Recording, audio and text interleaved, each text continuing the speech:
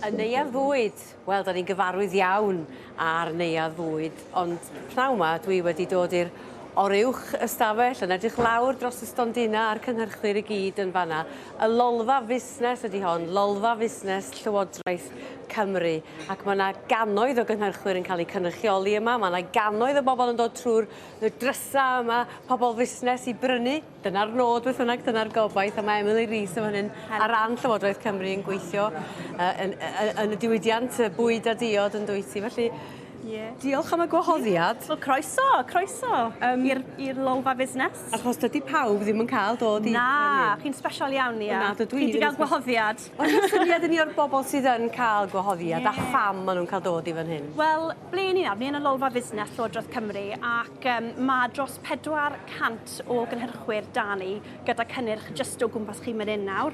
A hefyd mae 300 o brynwyr yn dod i ymweld a beth sydd ni. Ac fel sort of brokerage yw e, really, i gael gyfarfodydd gyda retailers i gyd. Mae food service, mae farm shop, mae delis yn dod, a maen nhw'n dod wedyn i cyfarfod gyda y gynhyrchwyr ma sy'n digwydd just o flan ni mynd hyn, really. A mae pobl yn blasu hefyd, o'n i'n gweld yn y pen draw, mae hwnna'n holl bwysig hefyd. Mae fe mor bwysig y busnes Lolfa yma, achos y Lolfa Fusnes, achos blwyddyn diwetha, just gyda'r cyfarfodydd ma blwyddyn diwetha, oedd rhwng 3 to 5 million worth of trade di digwydd. Blwyddyn diwetha, yn unig. 4 diwrnod, yn hollol anhygoel. Hollol anhygoel, ie. A dwi'n hoffi'r ffordd mae popeth wedi cael ei osod allan, y becws fan hyn, bwydydd groser, ac wedyn mae yna melysion, diodydd poeth, diodydd ysgafn, gwirodydd, bisgedi, mae popeth gyda ni fan hyn. A wedyn mae'r ffridges y ti'n arfer yna wedyn fyd, mae cig dyn ni fyd.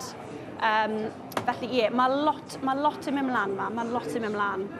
Felly, yr wythnos yma, pa fath o bobl sydd wedi bod yn dod yma? Bobl sydd wedi gwestai ni? Fel o'n i'n sôn am, so mae dros 300 o brynwyr yn dod, a mae'r rheina wedyn yn dod falle o'r archfarchnadoedd, o'r food service, wedyn mae farm shop, mae delis da ni, just to name a few, really. So maen nhw'n dod a maen nhw'n cael cyfarfodydd wedyn gyda'r gwahanol gynhyrchwyr, a mae rai o'r gynhyrchwyr wedyn lawr star, actually, yn gwerthu anyway, i'r cyhoedd yn syth, just yn y neuadd fwyd.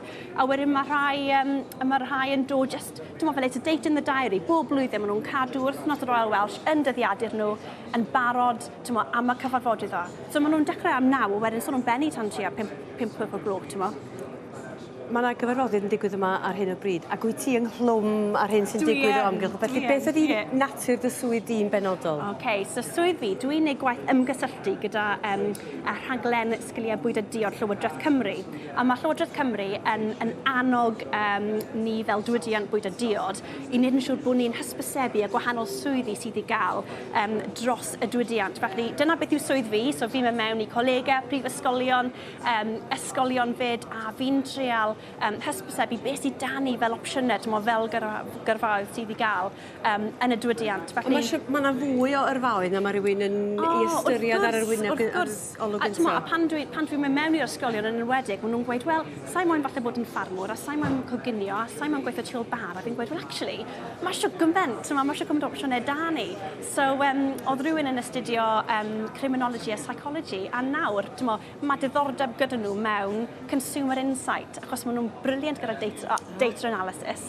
Fel yn nawr... So di pobl yn newid cyfeiriad rwan falle'n hwyrach mewn bywyd allu? Just trwy'n neud y gweithgareddi yna gyda'r ysgolion a'r prifysgolion. A dwi'n edrych ar y bocsys yma rwan. Mae gen bob cwmni i bocs. Wel, ewn ni drawd. So just mynd in. So mae'r tîm yn galw rhain yn cubes. So mae'r cube lang mynd in ni a, mae hon yn werth 1000 o swyddi. Mae 1000 o swyddi just mynd in gyda Village Bakery. Bobl bach, pwy meddylia? So, mae fe'n amazing. A ddim jyst gweithio yn y ffactri mynd in, mae gwahanol swyddi i gael yn y swyddfa fyd, So, mae amrywiaeth o swyddi i gael. A dyna be ni'n neud, fel rhaglen Llywodraeth Cymru, yw ni'n treol annog pobl i meddwl am beth sydd i gael, Yn ffenest siop. fawr iawn. Odi, mae yn finish up, actually. Ac i gloi, pa fath o, dwi'n gwybod maen nhw dal yn ei chanol i ymyfyrwyr yma, di cael ei dewis yn benodol heddiw mae i gael dod yma, dydyn nhw? Mae 5 o unigolion gyda ni. Ie. Maen nhw i gyd ymyfyrwyr dros Gymru. Mae da ni rhywun o Coleg Cymru, Coleg Sir Gar, wedyn mae Cardiff Met dyn ni fyd, a maen nhw gyd yn dechrau bant yn gyrfa nhw yn y diwydiant bwyd a diod, a maen nhw really moyn datblygu yn gwahanol swyddi. Felly mae rhywun sydd gyda business spirits lawr star, mae fe moyn datblygu busnes fe, mae rhywun sy'n coginio, mae hi moyn settle on busnes, mae brandau a mae moyn datblygu hwnna, so heddi mae'n mynd i gael sesiwn gyda branding manager heddi, mae rhywun moyn datblygu fel technical manager gyda archfarchnad, a rhywun gyda new product development, felly, so be ni moyn treol wneud heddi yw, really, tu ôl y llenni yw e heddi, yw cyfle i'r y bobl yma i gael cipolwg, really, o beth sy'n gallu digwydd tu ôl yr adran ma, sy'n fel o ti'n sôn am gwahoddiad yn unig. Mae Myrddin Davies yn fyny ni rhoi nhw ar ben ffordd yn galed heddi. Wel, diolch o galon am adael i ni ddod. O, mae croeso. Mae hwn wedi bod yn agoriad llygad ac mae'r stafell yma, y Lolfa Fusnes yma, mor bwysig yn dydy'r diwydiant bwyd a diod yng Nghymru. Odi mae yn. Diolch, Emily. Diolch. Pob hwyl efo'r gwaith. Diolch.